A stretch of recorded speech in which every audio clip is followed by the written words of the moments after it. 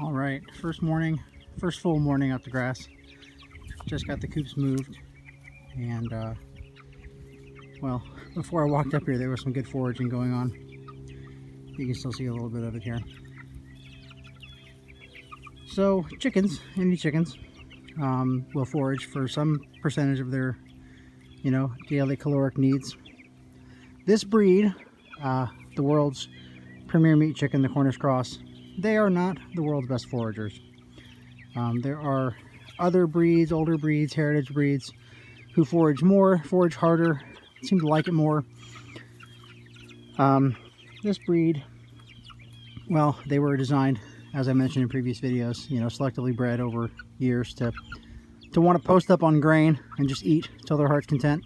They get big, fast, but I kind of figured out a way to encourage the foraging, and I think it's pretty sincere happiness here. So I move them in the mornings, and when they get older and they start pooping a lot more, I move them in the afternoons also. But when you first move them and they get these fresh patches of grass and clover and other things, including bugs, I just leave them without food and water for a little while. Usually the time it takes me to move all the coops and then get all the feeders refilled. So it's like 20-30 minutes, and they hit the grass and clover pretty hard. And then throughout the day you can also see that they, if you were out here with them, you'd see they keep foraging. This is just my opinion, but I think they like clover a little more than grass, although they're not shy about eating grass either.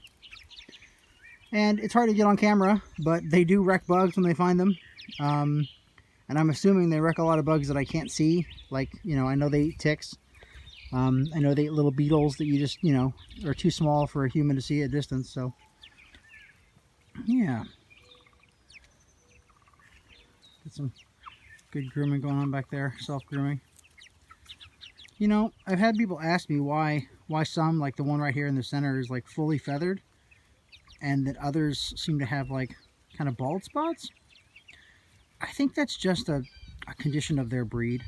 I think they weren't really bred for, clean feather coverage in mind. They're a bird that, was kind of bred to be protected, bred to be included in our food system more broadly. And so getting good feather coverage was kind of an afterthought when they were doing all the selective breeding for so long.